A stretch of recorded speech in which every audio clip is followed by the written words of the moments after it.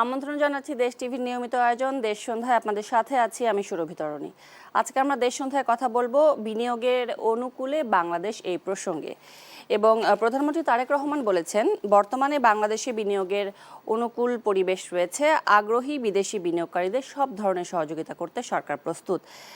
মঙ্গলবার অর্থাৎ আজ সকালে American chamber of commerce in বাংলাদেশের একটি প্রতিনিধি দলের সঙ্গে সৌজন্য সাক্ষাৎকালে প্রধানমন্ত্রী তারেক রহমান কথা বলেন। এবং অ্যামচেম প্রতিনিধিরা প্রধানমন্ত্রীকে জানান, প্রায় 2 মাস আগে সংগঠনটির নতুন কমিটির দায়িত্ব গ্রহণ করেছে। নতুন কমিটি বাংলাদেশের আরও মার্কিন বিনিয়োগ আকর্ষণ এবং দুই দেশের মধ্যে বাণিজ্যিক সম্পর্ক জোরদারেও কাজ করবে।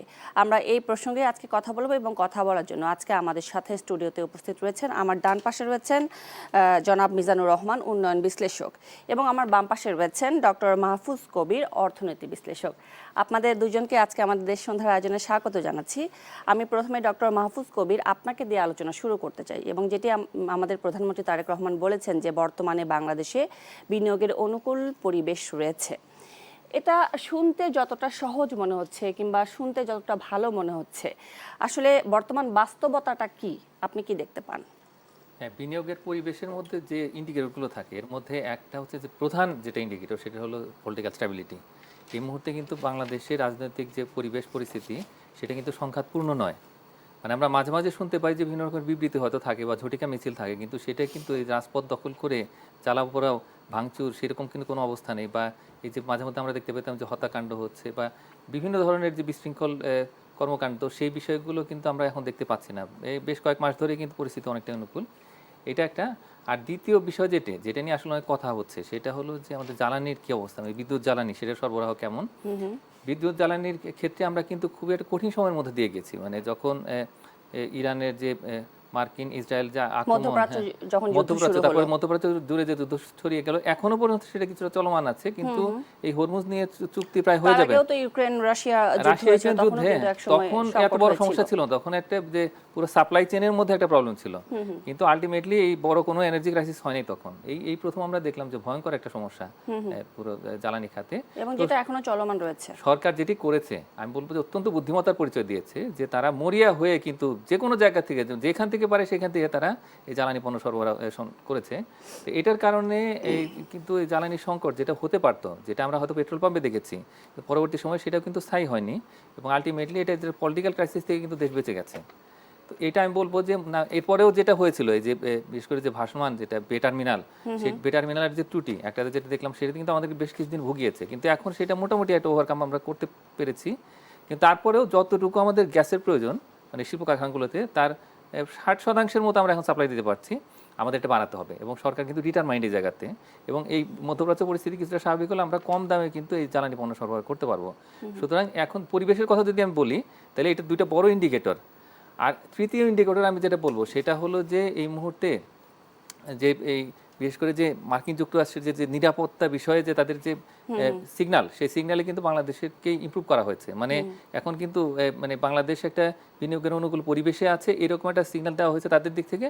তার মানে হচ্ছে জাতিসংঘ বা ইউরোপিয়ান ইউনিয়ন এবং অন্যান্য যে সমস্ত দেশ আছে, মানে উন্নত বিশ্বের যে দেশ, তাদের জন্য এটা একটা পজিটিভ সিগন্যাল যে বাংলাদেশে এখন বিনিয়োগ করা যায়। তো এবং এর আগে যখন যে গোর এসেছিলেন, তো তিনিও কিন্তু ওই কথাই বলেছেন, যে ওই সময় কিন্তু আবার এই মার্কিন দূতাবাস থেকেও কিন্তু এই কথা বলা হলো, এবং সার্জিও গোরের সময় মূলত একটা সিগন্যাল ইমপ্রুভমেন্ট করা হয়েছে। মানে মার্কিন যুক্তরাষ্ট্র যখন দেখতে পাচ্ছে যে বাংলাদেশে আসলে নিরাপত্তা সমস্যা নেই এবং অনুকূল পরিবেশ রয়েছে, তার মানে এটা আসলে পুরো যে এফডিআই করা, তো সেটার জন্য একটা পজিটিভ ইন্ডিকেশন। তো এটা ছাড়া অন্যান্য যে সমস্ত ম্যাক্রো ইকোনমিক যে ইন্ডিকেটরগুলো আছে, যেমন আমরা যদি বলি গ্রোথ বা ওভারঅল যে বাংলাদেশের ভিতরে যে ইনভেস্টমেন্ট, এবং এটি ছাড়াও যে এই বিনিয়োগের যে সুদের হার, বিশেষ করে যে ঋণের সুদের হার, সেখানে পলিসি রেটে আমরা দেখলাম যে একটু ডিক্লাইন করেছে। তার মানে করেসপন্ডিংলি আমাদের যে ঋণের সুদের হার সেটাও কিন্তু কমে যাচ্ছে।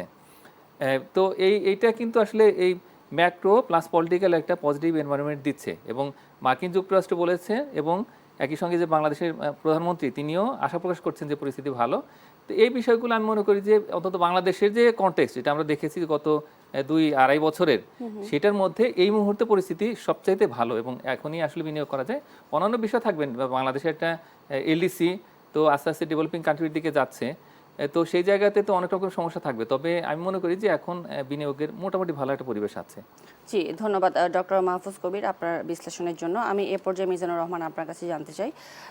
মিজানুর রহমান, আপনি শুনছিলেন যে ডক্টর মাহফুজ কবির বেশ কয়েকটি পয়েন্ট আউট করেছেন, যেরকম বিনিয়োগের জন্য পলিটিক্যাল স্ট্যাবিলিটি বেশ গুরুত্বপূর্ণ, বর্তমান জ্বালানির অবস্থাটাও দেখতে হবে, মার্কিন যুক্তরাষ্ট্র নিরাপত্তা বিষয়ক সিগন্যাল যে কথাটা বললেন এটিও মোটামুটি বলা যেতে পারে যে ভালো, মানে অর্থাৎ গ্রিন সিগন্যাল। আবার বিনিয়োগের সুদের হারের কথা বললেন। মোটামুটি যেটা সাম আপ করলে যেটা হয় যে গত কয়েক বছরের তুলনায় এই সময়টাই বর্তমানে বিনিয়োগের জন্য, বাংলাদেশের বিনিয়োগের জন্য ভালো। আপনি ওনার কথার সাথে কতটা একমত? আরেকটি বিষয় জিজ্ঞেস করতে চাই, সেটা হচ্ছে বাংলাদেশে বিদেশি বিনিয়োগ বা এফডিআই বাড়ানোর ক্ষেত্রে আসলে মূল সমস্যাগুলো আপনি কি কি মনে করেন? যেহেতু আপনি উন্নয়ন নিয়েই কাজ করেন, আপনার উন্নয়নে বেশ কয়েকটি গবেষণাও রয়েছে, আপনার দৃষ্টিকোণ থেকে একটু বিস্তারিত ব্যাখ্যা জানতে চাই। ধন্যবাদ আপনাকে, ধন্যবাদ দেশ টিভিতে এবং আমার সহ বক্তা ডক্টর মাহফুজ করিমকেও আমি ধন্যবাদ তার বক্তব্যের জন্য। তার প্রথম কথার সাথে আমি একত্রতা বোধ, মানে কি বলবো, যে আমি এগ্রি করি। সত্যিই একটা দেশকে যদি বিনিয়োগ কি বলবো আকর্ষণ কান্ট্রি হিসেবে পৃথিবীর সামনে পরিচিত করতে হয়, অবশ্যই পলিটিক্যাল স্টেবিলিটি খুবই গুরুত্বপূর্ণ। সেই ক্ষেত্রে এখন যে বর্তমান যে পলিটিক্যাল স্টেবিলিটি আমার কাছে মনে হয় বেশ ভালো। কিন্তু মনে রাখলে ভুলে গেলে চলবে না যে আমাদের দেশের, মানে আমাদের মতো গরিব দেশগুলো, বিশেষ করে সাবকন্টিনেন্টের পলিটিক্যাল যে অবস্থা, স্থিতিশীলতা কিন্তু পরিমাপ করা খুব মুশকিল। কারণ এটা এমন একটা ব্যাপার, মানে আষাঢ় মাসে যে বৃষ্টি হওয়ার মতো, মানে অনেক সময় যে সকালে খুব রোদ, হঠাৎ করে কালো মেঘে একদম ঝড় চলে আসে। তা আমাদের সেই দিকে নজর রাখতে হবে, কারণ মনে রাখলে ভুলে গেলেও চলবে না যে আমাদের রাজনৈতিক স্থিতিশীলতা কেন এত গুরুত্বপূর্ণ। যে আমাদের দেশে যে সরকারটি গত 16 থেকে 17 বছর শাসন কায়েম করেছিল এবং যে দুর্বৃত্তায়ন এবং দুর্নীতিতে মানে কি বলবো, মানে দেশকে একেবারে ভরাডুবি করে ফেলেছিল, সেই সরকারটির কিন্তু এখনও কিন্তু প্রোপাগান্ডা চলছে দেশে। এক শ্রেণীর মানুষ কিন্তু কোনো না কোনোভাবে বায়াসড হচ্ছে। তো আমরা সেদিকে লক্ষ্য রাখতে হবে এবং আমাদের যে ক্ষমতাসীন সরকার, আমি বিশ্বাস করি যে আমাদের প্রিয় প্রধানমন্ত্রী তারেক জিয়া এবং তার টিম, আমাদের সংশ্লিষ্ট সব মন্ত্রী পরিষদ সবাই এই বিষয়ে বেশ সজাগ আছেন। কিন্তু আমরা অন্যদিকে যদি কথা বলতে চাই, যে একদম এফডিআই নিয়ে যদি কথা বলতে চাই, ফরেন ডিরেক্ট ইনভেস্টমেন্ট নিয়ে, তাহলে আমরা কিছু জিনিস, কিছু ইন্ডিকেটর, কিছু ভেরিয়েবলস আমাদের কিন্তু খুব জরুরি, যেই জিনিসগুলো বিদেশি বিনিয়োগকে আকর্ষণ করে। এর ভিতরে আমি দেশের কিছু কথাও বলতে চাই এর সাথে সাথে, যেহেতু আমাদের দেশে এখন রাজনৈতিক সরকার ক্ষমতায়, সেটা কিন্তু ভৌগোলিকভাবে, মানে ভূ রাজনৈতিকভাবে আমরা কিন্তু বেশ ভালো অবস্থানে আছি। কারণ তিনি একটা কথা বলেছেন, তার সাথে আমি একমত, যে আমাদের এখন যে এই যে মিডল ইস্ট ক্রাইসিস, এটা কিন্তু সারা পৃথিবীর অর্থনীতিকে নাড়াচাড়া দিয়ে দিয়েছে। আমি সুদূর আমেরিকা এবং কানাডা এবং সাবকন্টিনেন্ট, ইভেন এশিয়ান কান্ট্রি, সব দেশ, ইউরোপ, সব দেশকেই কেন যেন সব ক্ষেত্রে অর্থনীতিতে বেশ ভালো একটা নাড়া দিয়েছে। এবং আপনি জানেন প্রতিটা দেশেই এখন মানে আনএমপ্লয়মেন্ট রেট বেড়ে গেছে এবং সেই সাথে অর্থনৈতিক ক্রাইসিসও দেখা গিয়েছে। সেটা শুধু বাংলাদেশের জন্য তা না। তবে হ্যাঁ, একটা জিনিস আমরা যেহেতু কথা বলছি, প্রধানমন্ত্রী, আপনি জানেন যে আজকে মানে মার্কিন একটা কি বলবো, যে কমার্স, সাউথ এশিয়ান, মানে এশিয়া প্যাসিফিক যে কমার্স মনিটর, মানে নেতৃত্ব যার হাত ধরে চলে, যার হাত ধরে হয় তিনি হলো ওই স্টিফেন কার্পেন। তিনি কিন্তু বাংলাদেশে এসে প্রধানমন্ত্রীর সাথে দেখাও করেছেন এবং কিছু কিছু জায়গায় যে বিনিয়োগগুলো করবেন সেই সেই ক্ষেত্রগুলো কিন্তু প্রধানমন্ত্রীর কাছে ভালো মতো তুলে ধরেছেন। তার ভিতরে আমাদের ব্যাংকিং সেক্টরটাকে এআই নির্ভরশীল করতে চাচ্ছেন এবং ডিজিটালাইজেশন করতে চাচ্ছেন এবং আমাদের পেমেন্ট যে লেনদেন এই ব্যবস্থাটাও আমরা আমাদেরকে ডিজিটালাইজেশনে তারা বিনিয়োগ করতে আগ্রহী এবং প্রধানমন্ত্রী যতদূর আমি জানি প্রধানমন্ত্রীও সেই তার সাথে একমত হয়ে আগ্রহ ফিল করেছেন এবং বলেছেন যে মার্কিন বিনিয়োগটা কিভাবে আরো বেশি আকর্ষণ করা যায় তার জন্য তিনি এও বলেছেন। কি মিজানুর রহমান আপনি মনে করেন না যে ব্যাংকিং সেক্টরের কথা যদি আমরা ধরি সেক্ষেত্রে আবার আমলাতান্ত্রিক জটিলতাও চলে আসছে আমাদের? অবশ্যই এই সব কিছু বিচার বিশ্লেষণ করলে তো আমাদের আবারও সেই রাজনৈতিক প্রেক্ষাপটে যেতে হবে। আপনি দেখেন একটা দেশের উন্নয়ন তো নির্ভর করে ধারাবাহিক উন্নয়নে।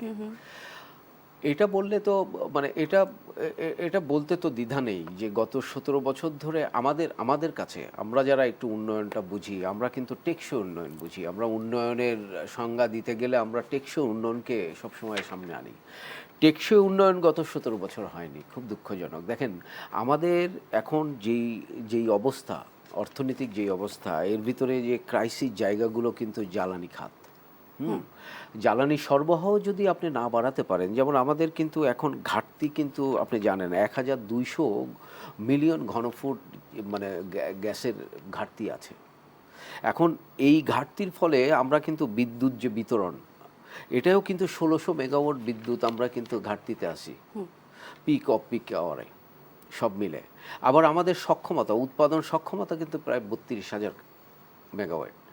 হ্যাঁ, তো এই এত মানে আমাদের এই যে এত সম্ভাবনা আবার সেই সাথে ঘাটতি সব মিলে ঝিলে এই যে এই ঘাটতিগুলো দূর করতে কিন্তু সময় লাগবে। এটা মুখের কথা না যে একদিন দুই দিনে হয়ে যাবে। এবং অন্যদিকে আমি বলি আমরা যে বিদেশ থেকে যে গ্যাস আনবো এলএনজি, হ্যাঁ আমাদের কিন্তু আপনি জানেন কিনা জানি না, আমাদের কিন্তু এলএনজি বেসড কোনো কিন্তু টার্মিনাল নাই। যেই টার্মিনাল দুটো আছে সেটা ভাসমান দুটো টার্মিনালের উপরে আমাদের কিন্তু এলএনজি সেক্টর মানে এলএনজি আমদানি আমরা ইচ্ছা করলে কিন্তু আমদানিও বাড়াতে পারবো না।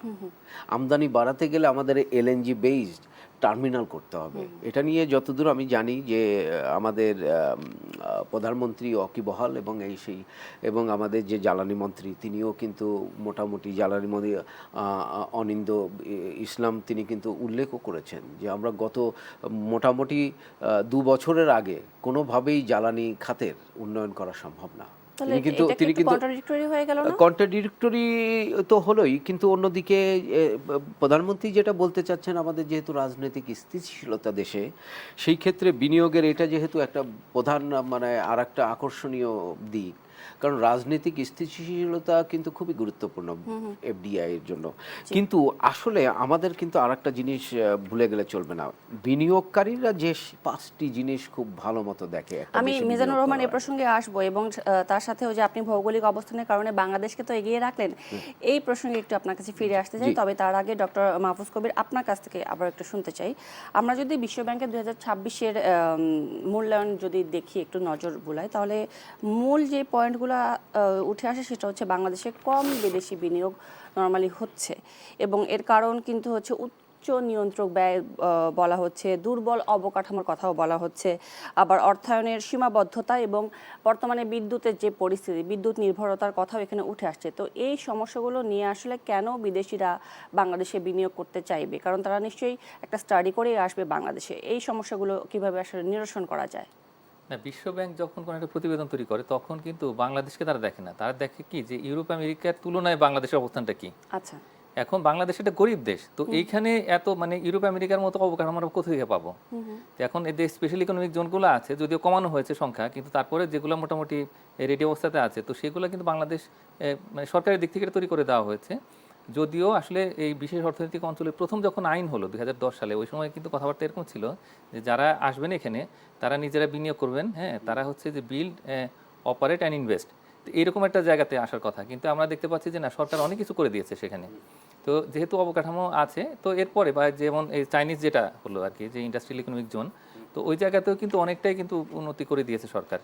তো এখন আসলে আমাদের তো এখন যে সমস্ত অন্যান্য যে সমস্ত দেশের কোম্পানিগুলো যখন যায় কোথাও যায়, তো তখন তারা কি করে যে একেবারে র ফর্মে থাকে, তারা ওইখানে গিয়ে ইনভেস্ট করে নেয়। তো এখানে অনেক কিছু সরকার করে দিয়েছে, সেটা কিন্তু অনেকটা অ্যাডভান্টেজ, এটা একটা। আর দ্বিতীয় বিষয়টা হচ্ছে কি যে এখন তারা বলছে যে প্রতিষ্ঠানের কথা, যে এখানে একটু ডিলে হয়, তো এটাও বাস্তবতা যে আমাদের এখানে ডিলে অর্থাৎ নীতির যে অনিশ্চয়তা হ্যাঁ, আছে। নীতির অনিশ্চয়তা নেই, নীতি কিন্তু খুবই পরিষ্কার। আমাদের যে এফডিআই নিয়ে যে একটা সিরিজ অফ যে ল আছে এখানে, একটা আছে, ইভেন 2018 সালে যেটা হলো যে ওয়ান স্টপ সার্ভিস, তো সেটাও কিন্তু অনেকটাই ইয়ে করছে আর কি। এখন যেহেতু অনেকগুলো প্রতিষ্ঠান এক হয়ে যাচ্ছে, যেমন বিটা, হ্যাঁ, তো এবং বেজা, তো এটা সহ 5টি প্রতিষ্ঠান, তো এটার কারণে কিন্তু আমাদের পুরো প্রসেসটা কিন্তু সহজ হয়ে যাবে।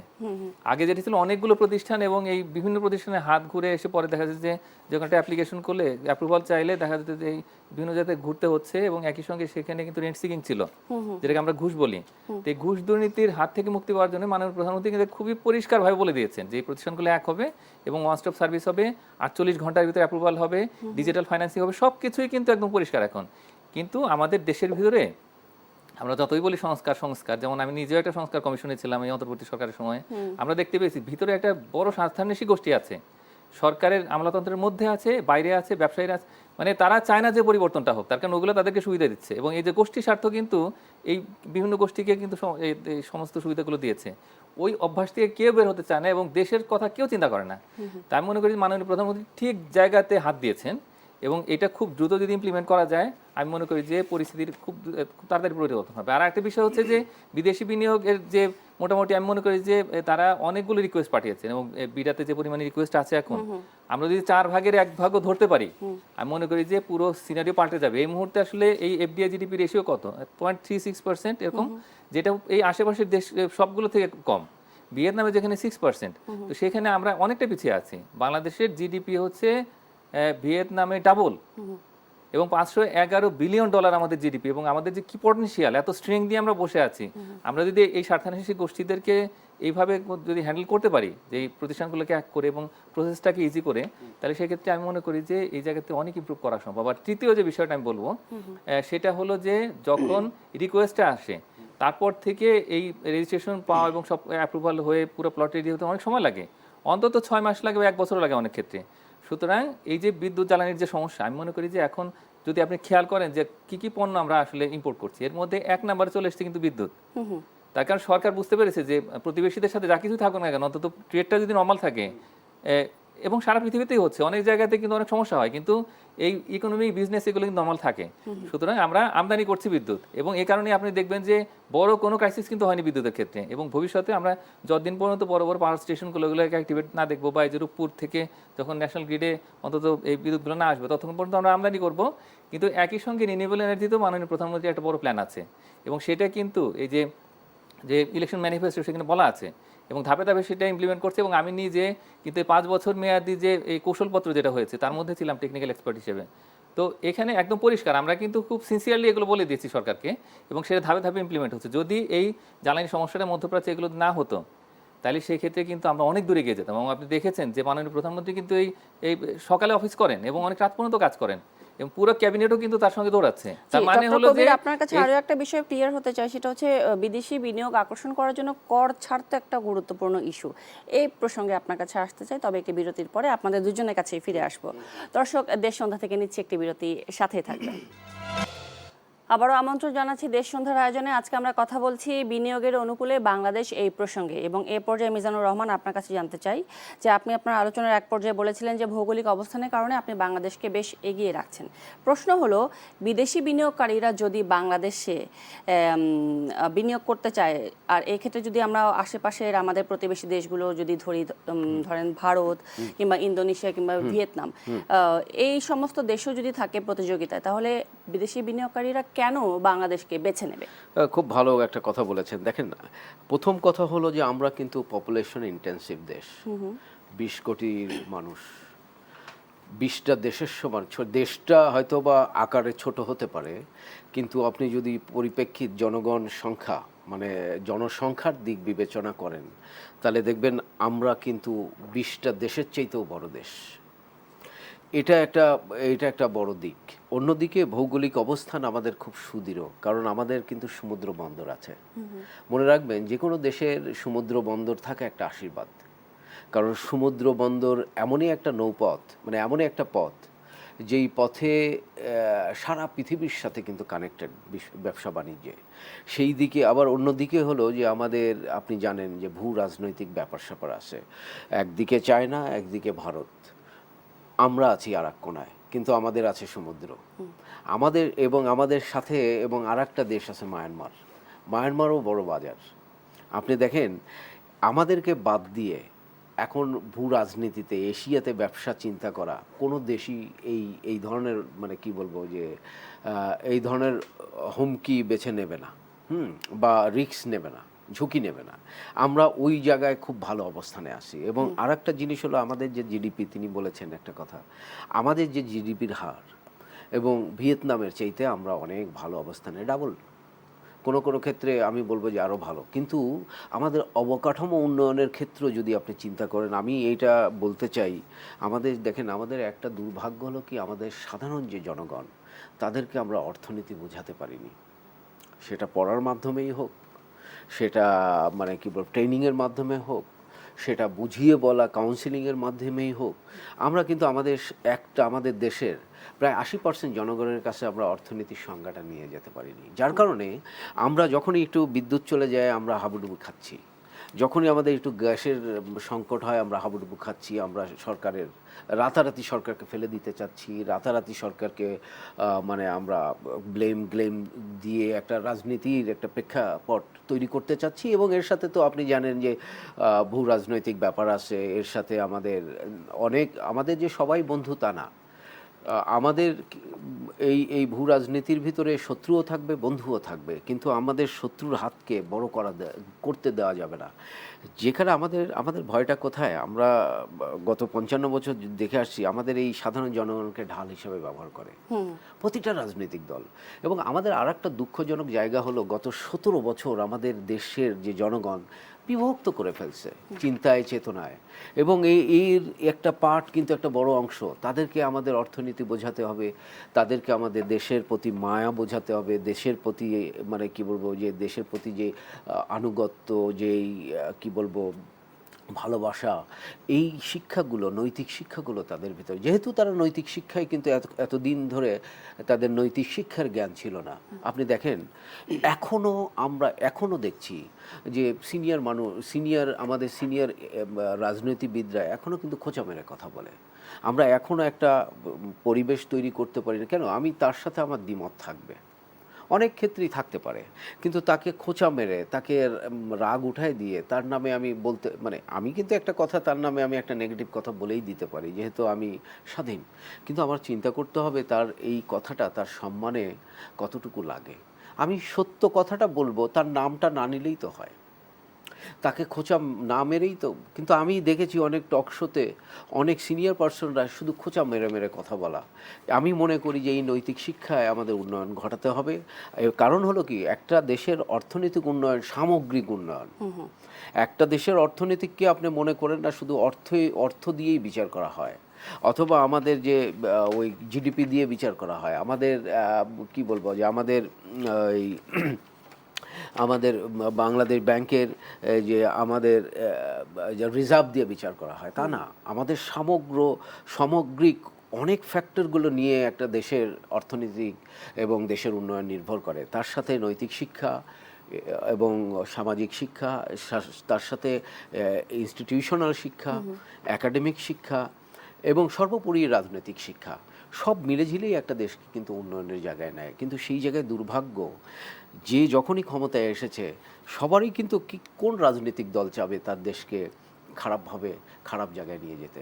কিন্তু দুঃখের বিষয় হলো কি, আমাদের দেশের কিছু আমাদের দেশের কিন্তু অনেকেই রাজনীতি করে, কিন্তু রাজনীতি পেশা হিসাবে, দেশকে ভালোবেসে না।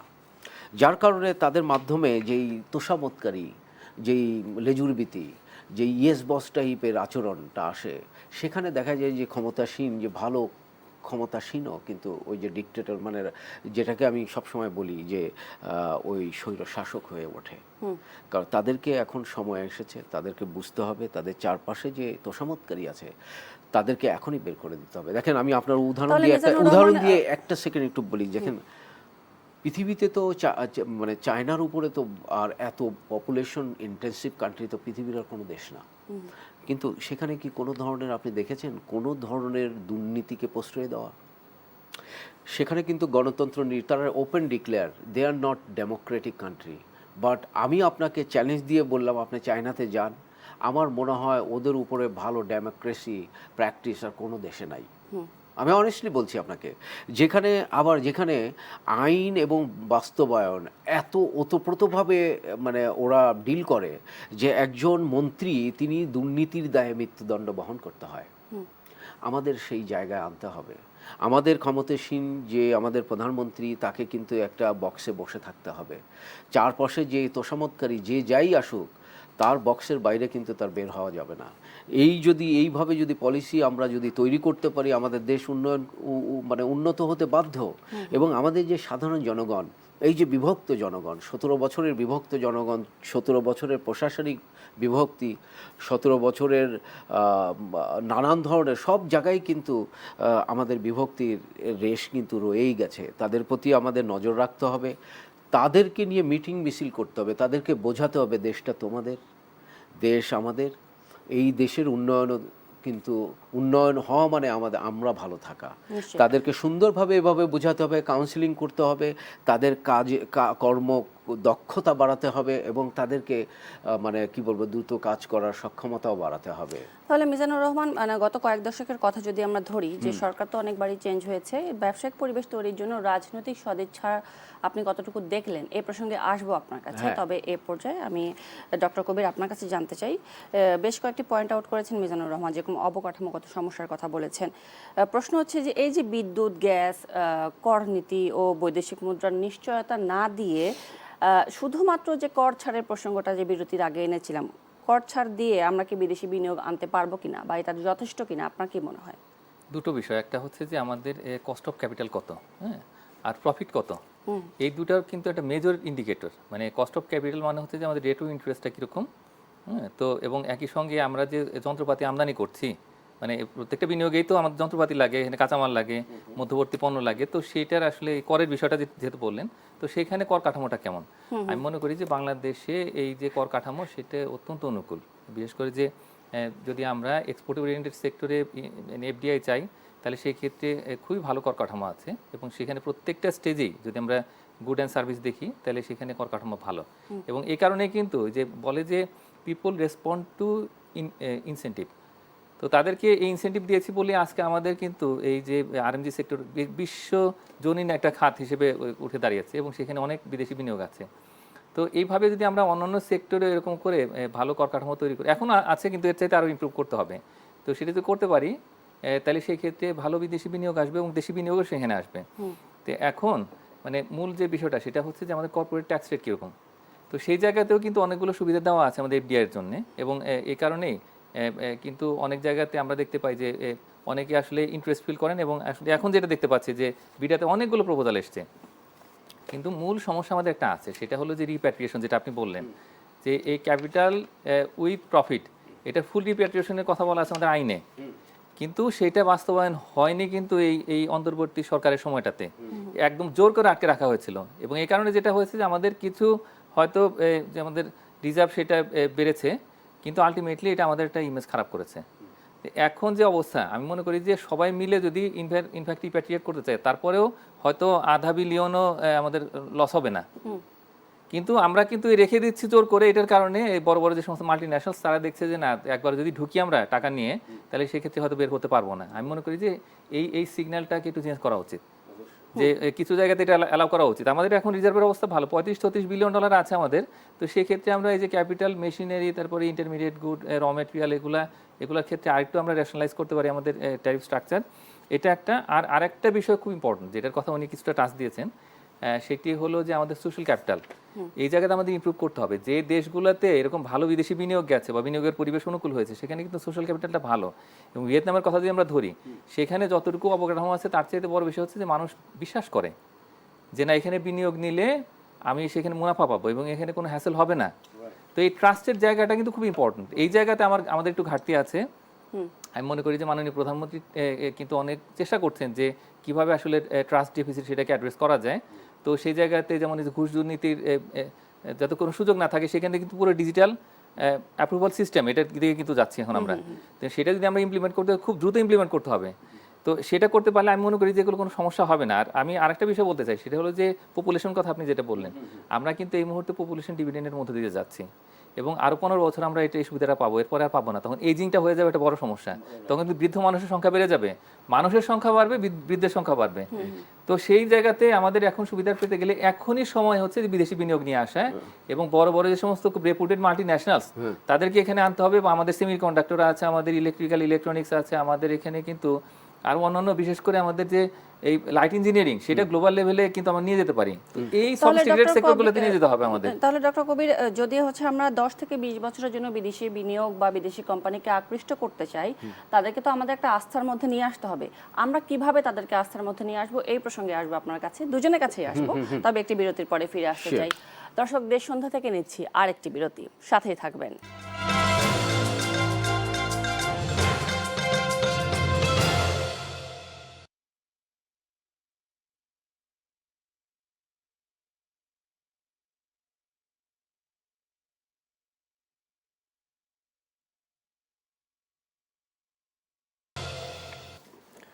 আবারও আমন্ত্রণ জানাচ্ছি দেশ সন্ধ্যায়। আজকে আমরা দেশ সন্ধ্যায় কথা বলছি বিনিয়োগের অনুকূলে বাংলাদেশ এই প্রসঙ্গে, এবং এই পর্যায়ে ডক্টর মাহফুজ কবির আপনার কাছে আসতে চাই যে বিরতিতে যাবার আগে একটি প্রশ্ন করে গিয়েছিলাম আপনাকে যে বাংলাদেশের রাজনৈতিক ও নীতিগত স্থিতিশীলতার কথা যদি আমরা ধরি, যে বর্তমানে ভালোই রয়েছে, আপনি যেটা বললেন যে পলিটিক্যাল স্ট্যাবিলিটি বেশ কয়েক বছরের তুলনায় ভালো এখন, এবং বিনিয়োগের জন্য এখন বেশ উপকূল পরিবেশ রয়েছে বাংলাদেশে। তাহলে আমরা যদি কোনো বিদেশি কোম্পানিকে 10 থেকে 20 বছরের জন্য বিনিয়োগে আগ্রহী করতে চাই, তাদেরকে আমরা কিভাবে আস্থায় নিয়ে আসতে পারি? এই জায়গাতে আমার পরিষ্কার কথা হচ্ছে যে আমাদের যে আইনটা আছে এখানে বিদেশি বিনিয়োগের, তো এবং একই সঙ্গে যে একেবারে 2018 সাল পর্যন্ত যেটা হয়েছে যে আমাদের ওয়ান স্টপ সার্ভিস, এগুলাকে ইমিডিয়েটলি ইমপ্লিমেন্ট করতে হবে। আগামী 3 মাসের বেশি সময় নেওয়া যাবে না। এইভাবে করলে, তার কারণ যখন তারা আসছে প্রপোজাল নিয়ে এবং তারা যদি দেখে যে 3 মাসের মধ্যে আমার কোম্পানিটা আমি দাঁড় করাতে পারবো এবং অ্যাপ্রুভালগুলো পেয়ে যাব, তাহলে তার মানে হলো যে সে সমস্ত রকমের ফ্যাসিলিটিগুলো পাবে যেগুলো আমরা আসলে প্লেস করেছি, আমরা বলেছি পরিষ্কার করে আমাদের আইনের মধ্যে, আইনে বলেছি কিন্তু দিচ্ছি না। এটাই কিন্তু তাদেরকে মূলত দূরে রাখছে আমাদের দেশে বিনিয়োগ থেকে। কিন্তু বাংলাদেশের ডক্টর কবির, আমি একটু আপনাকে ইন্টারাপ্ট করি, আমি যদি ভুল না করে থাকি, যে আমি জানি যে বিডা কিন্তু এরই মধ্যে মোটামুটি 124টা অথবা 123টা বিনিয়োগ সেবা অনলাইন, যেটা আপনারা বললেন যে ওয়ান স্টপ সার্ভিসের মাধ্যমে দেওয়ার কথা বলা হয়েছে, অর্থাৎ প্রক্রিয়াটাকে তারা সহজ করার উদ্যোগ কিন্তু নিয়েছে। কিন্তু কথা হচ্ছে যে এই বাস্তবতা আমরা কি দেখতে পাই, যে সেবাটা কতটা আমরা পাচ্ছি বা সেবাটা কতটা দ্রুত হচ্ছে, কতটা কার্যকর হচ্ছে, আপনি কি দেখতে পান? না, আমি যখন যাই আসলে এই বিডার ওয়েবসাইটে, তখন আমি কিন্তু কোনো কুলকিনারা খুঁজে পাই না, ওখানে কোনো ইনফরমেশনই পাওয়া যায় না। তো এগুলো খুবই আনফরচুনেট। তার কারণ যারা হচ্ছে বিদেশি বিনিয়োগ নিয়ে আসতে চান তারা কিন্তু খুবই স্মার্ট, তারা সারা পৃথিবীতে ঘুরে দেখেন যে কোথায় কোথায় কি দেওয়া হচ্ছে, কি তথ্য কোথায় আছে। আমি যদি সঠিক তথ্যটাই দিতে না পারি, অন্য আর কি দিব, এটা তারা কিন্তু ওটা দেখেই চলে যান, তখন আর বিশ্বাস করে না। তো সেইখানে আমি বলছিলাম যে সামাজিক পুঁজিটা এখানে খুব ইম্পর্টেন্ট। আমি যে তথ্যটা দিচ্ছি বিভিন্ন সেক্টর নিয়ে, সেখানে আরএমজি থেকে শুরু করে আমাদের ফার্মাসিউটিক্যাল আছে, আমাদের যে হেভি ইন্ডাস্ট্রি যেগুলো আছে, স্টিল বা অন্যান্য কেমিক্যাল, বা আমি বলবো যে ইলেকট্রিক্যাল ইলেকট্রনিক্স অটোমোবাইল, এগুলো নিয়ে কিন্তু পরিষ্কার সঠিক তথ্যটা থাকতে হবে। এই তথ্য দেখেই বুঝবে যে আমরা কতটা রেডি, এটা একটা। আর দ্বিতীয় বিষয়টা হচ্ছে ওয়ান স্টপ সার্ভিস এখনো হয়নি, কিন্তু এটা হওয়ার জন্য কিন্তু কাজ চলছে। জি। আমার ন্যাশনাল সিঙ্গেল উইন্ডোর সাথে ওয়ান স্টপ সার্ভিস এটাকে এক করে দেওয়া হবে এবং আরো অনেকগুলো কাজ করা হবে এবং বেশ কিছু প্রতিষ্ঠান একীভূত হয়ে যাচ্ছে। বিটা যদি ভালোভাবে পারফর্ম করতে পারতো তাহলে কিন্তু একীভূত হওয়ার দরকার হতো না, তাই না? তো তারা তাদের অনেক দুর্বলতা আছে, কিন্তু তারা কাজ করছে। আমি মনে করি যে এটা খুব ভালো একটা সিদ্ধান্ত হয়েছে মাননীয় প্রধানমন্ত্রীর দিক থেকে। এটা একটা। তৃতীয় বিষয়টা হচ্ছে কি যে এই মাল্টি ন্যাশনালসদের একটা ল্যাঙ্গুয়েজ আছে, তারা কিন্তু বোঝে যে টাইম ইজ মানি। হ্যাঁ, এবং 1 টাকা ইনভেস্ট করলে তারা কিন্তু সেখান থেকে অন্তত 25% রিটার্ন চান এবং ট্যাক্স দিতে হয়, রিপ্যাট্রিয়েট করতে, অনেক কিছু আছে কিন্তু সেখানে। তো এই সমস্ত বিষয়কে আমাদের এক জায়গায় নিতে হবে এবং আমাদের এই যে বাংলাদেশের একটা ইমেজ, সেটা একটু মানে ইমপ্রুভ করার জন্য আমাদের যে সমস্ত মিশনগুলো আছে বাইরে, তো তাদের ইকোনমিক ডিপ্লোমেসি খুব ইম্পর্টেন্ট। সেখানে কমার্শিয়াল উইং আছে, বা যেখানে কমার্শিয়াল উইং নেই সেখানে তো অ্যাম্বাসেডরকে দায়িত্ব নিতে হবে, নিয়ে কাজগুলো করতে হবে। তো এইখানে একদিকে হচ্ছে বাইরে থেকে প্রচার করতে হবে, অন্যদিকে দেশের যে প্রতিষ্ঠানগুলো আছে সেগুলোকে সঠিক তথ্য দিতে হবে এবং এই সেবাগুলো আমরা শুধু মুখে মুখে যেন না বলি, আমরা যেন সঠিক তথ্য সঠিক সেবাটা দিয়ে, এবং এই যে 123টা সেবার তো দরকার নেই, আমার একটা সেবা দরকার, সেটা হচ্ছে যে ওয়ান স্টপ সার্ভিস। ওইখানে আমি অ্যাপ্লাই করব, ওইখানেই আমি একটা নির্দিষ্ট সময় পরে অ্যাপ্রুভালটা পাবো। তো সেইটাই দিলে আমি মনে করি তখনই কিন্তু একটা স্বস্তির পরিবেশ তৈরি হবে। জি, ধন্যবাদ ডক্টর কবির আপনার বক্তব্যের জন্য। এ পর্যায়ে মিজানুর রহমান আপনার কাছে জানতে চাই যে বাংলাদেশের এফডিআই যদি কাঙ্ক্ষিত মাত্রায় না বাড়ে তাহলে আসলে এই দায়টা আপনি কাকে দেবেন আপনার পর্যবেক্ষণ থেকে? আমাদের আমলাতান্ত্রিক যে জটিলতাগুলো রয়েছে তাকে, নাকি অবকাঠামোগত যে উন্নয়ন করার কথা ছিল গত কয়েক বছরে সেটিকে, নাকি সরকারের নীতিকে? কাকে আপনি আসলে এই দায়টা দিতে চান যদি হচ্ছে আমাদের এফডিআই না বাড়ে? আচ্ছা, আপনার কথা, আপনার প্রশ্নের জন্য ধন্যবাদ। প্রথমত দায় দিব ওই আপনি প্রথম যে দুটা বললেন, দুটাকেই তো দায়ী, মানে ওই দুটা তো আসলে কি বলবো যে একটা, ওটাও একটা ইন্ডিকেটর। ওটা তো অবশ্যই লাগবে। কারণ আর একটা জিনিস আমি মনে করি যে দেখেন, আমাদের ফরেন ডিরেক্ট ইনভেস্টমেন্টকে যদি আমরা পুঁজি না করতে পারি, যে কোনো দেশেরই, আমাদের মতো দেশের কিন্তু এটা একটা সত্যি, এটা একটা অপরচুনিটি। এই অপরচুনিটিকে যদি আমরা মানে কি বলবো ক্যাপিটালাইজ না করতে পারি, সেই ধরনের পরিবেশটা কিন্তু আমি বারবার বলছি, পরিবেশ কিন্তু মানে খুবই মানে সাউন্ড একটা থিং। কারণ পরিবেশ যদি সুষ্ঠু পরিবেশ, যেমন তিনি একটা কথা বললেন যে BIDA they are not informative. এখন তিনি আবার বলেছেন যে ওয়ান স্টপ সার্ভিস সরকার করার জন্য চেষ্টা করছেন। এই চেষ্টা করা বাদ দিতে হবে। ডিসিশন মেকিংয়ে কোনো সার নাই আর। যারা ডিসিশন নিতে দেরি করবে তাদেরকে ওই ক্যাবিনেট থেকে বাদ দিয়ে দিতে হবে। আমি বুঝলাম যে আমার একজন খুব মানে কি বলবো খুব ডেডিকেটেড একজন রাজনীতিবিদ বা রাজনৈতিক কর্মী, তাকে যে আমার একদম মানে কি বলবো যে এই যে টেকনিক্যাল, তারপরে এই পরিবেশ মানে এফডিআই নির্ভর অথবা অর্থনীতি নির্ভর যেই জিনিসগুলো খুব এডুকেশন বেসড, সেখানে বসাতেই হবে এমন কোনো কথা নাই। তাকে বসানোর দরকার নেই। যে ভালো জানে সেই জানা মানুষটা যদি হায়ার করেও আনতে হয়, হায়ার করে আনতে হবে। আমার কথা হলো যে দিন শেষে এই দেশের উন্নয়ন মানে 20 কোটি মানুষের উন্নয়ন। সেই জায়গায় আমার মনে হয় যে এই যে দ্রুত সেবা দেওয়ার যেই পরিকল্পনাটা, এটা খুব দ্রুতই হাতে নিতে হবে, দ্রুতই বাস্তবায়ন করতে হবে এবং বিডাকে খুবই ইনফরমেটিভ হতে হবে। আজকে দেখেন তিনি একটা ভালো কথা বলেছেন, বিদেশি বিনিয়োগকারীরা দে আর ভেরি স্মার্ট। আপনি আপনার দেশ সম্বন্ধে না যা জানেন, তারা কিন্তু এক প্রকাশ তা চাইতে অনেক বেশি জানে। জি, এবং ডক্টর মিজানুর রহমান, বাংলাদেশে যদি আমরা ব্যবসায়িক পরিবেশের কথা চিন্তা করি এবং যদি রাজনৈতিক সদিচ্ছার কথা চিন্তা করি, তাহলে কি আপনার মনে হয় যে বাংলাদেশ এখনো শুধু সস্তা শ্রমের ওপর ডিপেন্ড করেই বিদেশি বিনিয়োগ আকর্ষণ করতে চাইবে? না না, আমি এইটা এখন চেঞ্জের সময় এসেছে। এখন আমি এই জন্যই বলছি যে তিনি একটা ভালো কথা বলেছেন যে আমরা কিন্তু আগামী হয়তোবা 10 থেকে 15 বা 20 বছর আমরা হয়তোবা একটু এনজয় করতে পারবো আমাদের এই পপুলেশন নিয়ে। তারপরেই কিন্তু আমাদের আবার ডিক্লাইন হয়ে যাবে এবং তারপরে কিন্তু বয়স্ক মানুষের সংখ্যা বেড়ে যাবে। তাদের দায়ভারটা কে নেবে? আমাদের যদি এখন যদি আমরা অর্থনীতিকে সেরকম মজবুত না করতে পারি, তাতে আমি একটা জিনিস চিন্তা করি যে আমাদের মানে আমাদের যে সাধারণ জনগণ যে মানে যে শ্রমিক বান্ধব দেশ, এই শ্রমিক বান্ধব দেশ যে একদম প্রান্তিক লেভেলের শ্রমিক বান্ধব দেশ হয়ে আর লাভ নেই। এখন এই শ্রমিক বান্ধব দেশগুলোকে মানে এই শ্রমিক বান্ধব পরিবেশটাকে হিউম্যান ক্যাপিটালে, মানে এই শ্রমিকদেরকে এখন হিউম্যান ক্যাপিটালে আমাদের রূপান্তরিত করতে হবে নানান ধরনের ভোকেশনাল, টেকনিক্যাল এবং বিদেশি নির্ভর এডুকেশন দিয়ে।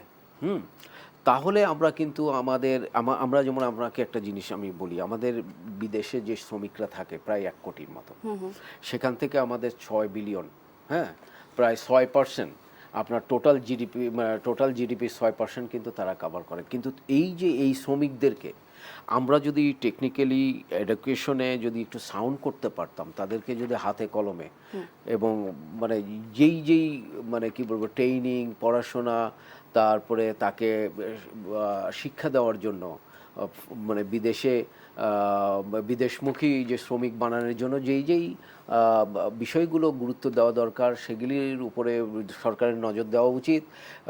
ঢালাওভাবে শুধুমাত্র ওই যে কলেজ, স্কুল এডুকেশন দিয়ে তাদেরকে বাইরে দেওয়া মানে বন্ধ করতে হবে। তাদেরকে ওয়েল স্কিল করতে হবে, ট্রেন্ড আপ করতে হবে। তাহলে আমরা কিন্তু এই যে 6 বিলিয়ন মানে 6% জিডিপির জায়গায় আমরা কিন্তু 18-20% কিন্তু করে ফেলতে পারবো। এটা আমাদের কিন্তু বিশাল একটা অপরচুনিটি। এটা কিন্তু খুব বেশি সময় লাগবে না।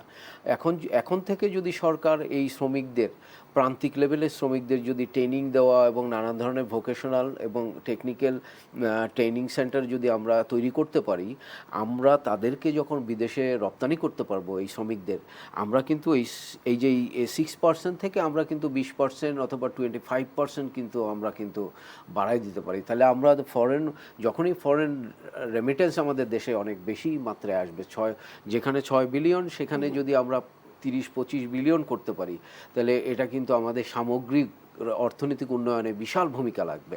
কারণ আপনি জানেন, অর্থ ছাড়া কিন্তু আমরা দেশকে উন্নয়ন করতে পারবো না। আমরা যদি এখন রাস্তাঘাট অবকাঠামো উন্নয়ন করি, আমাদের কিন্তু এই কাঁচামাল কিন্তু বাইরে থেকেই আনতে হয়। আর কাঁচামাল যখন বাইরে থেকে আনতে হবে, আমার দেশের অর্থ দিয়ে তো আনা যাবে না, আমাদের বৈদেশিক মুদ্রাই ব্যবহার করে আনতে হবে। অন্যদিকে আর একটা জিনিস বলি, আমি তার সাথে অনেক ক্ষেত্রে তো একমত, তিনি আর আমি তো একই কথা বলছি আগে আর পরে হয়তোবা। কিন্তু আর একটা জিনিস, আমাদের বিনিয়োগ নিরাপত্তার ইস্যুটা কিন্তু খুব গুরুত্বপূর্ণ। আর একটা জিনিস, বিনিয়োগ পরিবেশ শুধুমাত্র ওই মানে রাজনৈতিক স্টেবিলিটি, ওটা কিন্তু খালি একটা নিয়ামক। কিন্তু আরও নিয়ামক হলো, দেখেন আমাদের নগরায়ন কিন্তু খুব ইম্পর্টেন্ট। আমাদের সিটির অবস্থা খুবই দুর্বিষহ।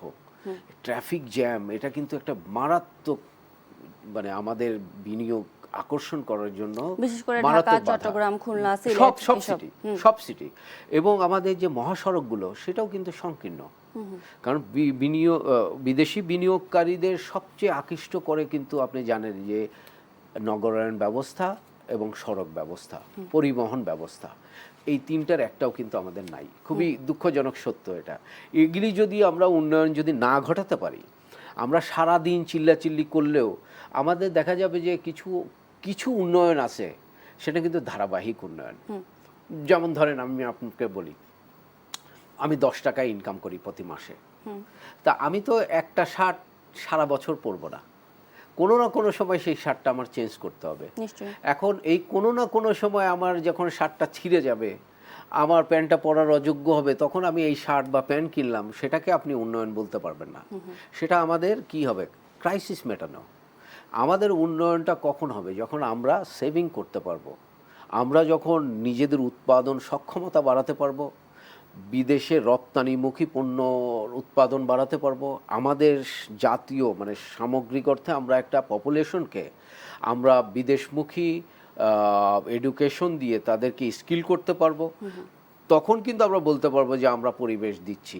তারপরে সামগ্রিক অর্থেই তো আমি আপনাকে বললাম যে আমাদের পরিবহন সেক্টর, আমাদের যোগাযোগ ব্যবস্থা, আমাদের নগরায়ন, আমাদের আদার্স যে অ্যাটমসফিয়ারিক যে ম্যাটার্সগুলো আছে, সবই কিন্তু একটার সাথে আর একটা যুক্ত। যার কারণে আমি বলছি যে আমাদের অবশ্যই এই বিদেশি বিনিয়োগ, যেটা ওই যে মানে কি বলবো, ওই যে ট্রেডিশনালি কিছু আসবে, ওটা আসতেই থাকবে, সেটা আফ্রিকাতেও যায়। কিন্তু আমাদের চিন্তা করবে কত পার্সেন্ট বিদেশি বিনিয়োগ আমাদের দেশে আনতে হবে, তার একটা তালিকা তৈরি করতে হবে, তার একটা লিস্ট করতে হবে, কিংবা আমরা কিভাবে বাড়তি সুবিধাগুলো দেব, কত পার্সেন্ট করে বাড়াবো, কত বিলিয়ন ডলারের বিদেশি বিনিয়োগ আমি পার বছর আমি আনবো, তার জন্য একটা দিক নির্দেশনা এবং ডিজাইন করতে হবে, এখনই করার সময়। তবে আমি বিশ্বাস করি, তার সাথে একমত, আমাদের যে প্রধানমন্ত্রী, মাননীয় প্রধানমন্ত্রী তারেক জিয়া, তিনি যেহেতু বিদেশে দীর্ঘদিন ছিলেন, তিনি বাইরের পরিবেশ সম্বন্ধে খুব ভালো ওয়াকিবহাল, যার কারণে একটু ভরসা পাই। কিন্তু অ্যাট দ্য সেম টাইম আমাদের রাজনীতি ইস্যু তো অবশ্যই আছে, কারণ একটা পার্ট জনগণ কিন্তু এখনও আপনি জানেন, তারা যে কোনোভাবেই হোক বায়াসড, তাদেরকে কিন্তু এখন বোঝাতে হবে, চায়নার মতো করে বোঝাতে হবে যে দেশটা কিন্তু তোমাদের, ক্ষমতায় যেই থাক না কেন দেশপ্রেমিক হতে হবে, এবং তাদেরকে দেশপ্রেমিক করতে গেলে তাদেরও প্রণোদনা দিতে হবে, তাদেরও সুযোগ সুবিধা। আমি বলতে চাই যে সাধারণ জনগণ কিন্তু কি বোঝে? সাধারণ জনগণ বোঝে যে আমার ঘরে কারেন্ট ঠিক মতো আছে কিনা, গ্যাস ঠিক মতো আছে কিনা, আমার মানে মূল্যস্ফীতি কম কিনা, আমার ক্রয় ক্ষমতা আমি ঠিক মতো হচ্ছে কিনা।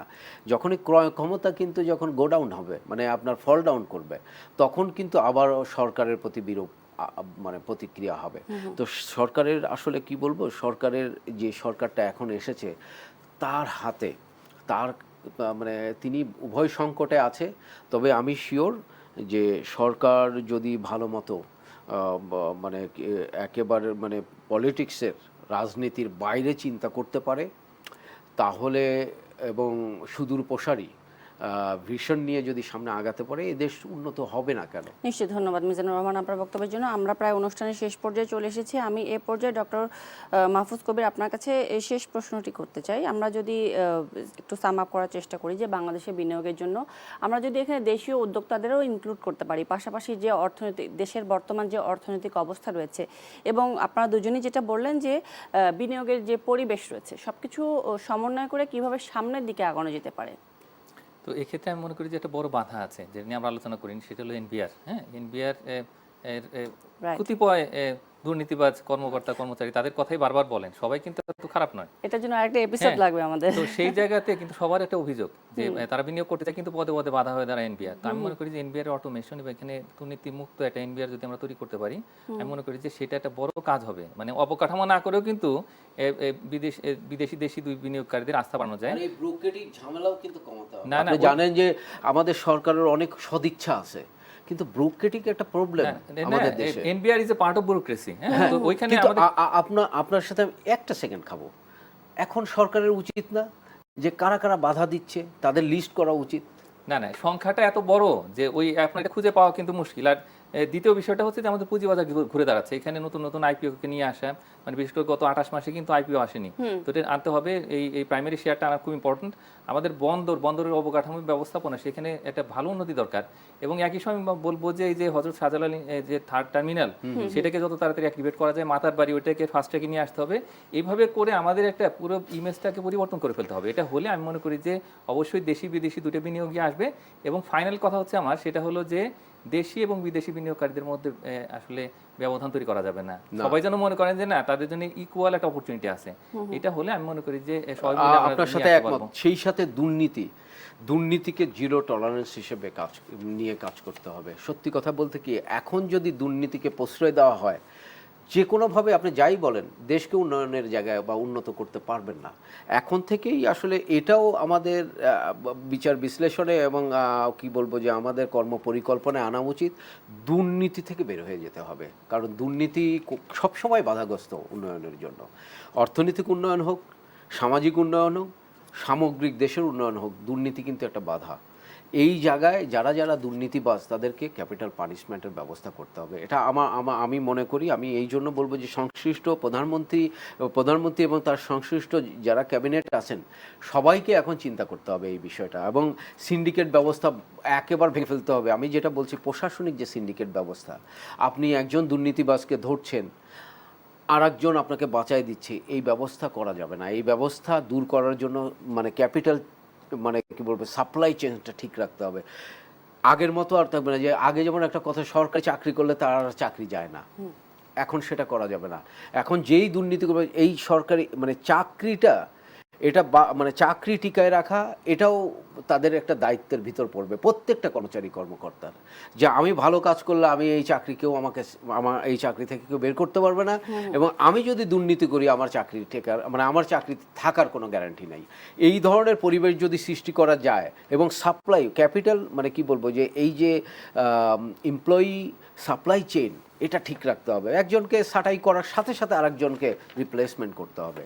এই ব্যবস্থাটা যদি চালু করে সামগ্রিক অর্থে এটা একটু সময় লাগতে পারে, তবে এই জায়গায় এখন প্রধানমন্ত্রীকে এবং আমাদের সামগ্রিক সবাইকেই, দেশের সংশ্লিষ্ট যারা দেশ নিয়ে ভাবেন, দেশের সাথে উন্নয়নের সাথে একদম ওতপ্রোতভাবে জড়িত, সবাইকে এই বিষয়টা ভেবে এখন সামনের দিকে আগাতে হবে। এটা যদি না করে, যতই আমরা গল্প করি, এই দেশকে কিন্তু সামনের দিকে নেওয়া যাবে না। আমি এইটুকু বলেই জি, অসংখ্য ধন্যবাদ মিজানুর রহমান এবং ডক্টর মাহফুজ কবির আপনাদের দুজনকে আজকে আমাদের দেশ সন্ধ্যায় সময় দেওয়ার জন্য। দর্শক, এই ছিল দেশ সন্ধ্যার আয়োজনে। ধন্যবাদ সবাইকে সাথে থাকার জন্য।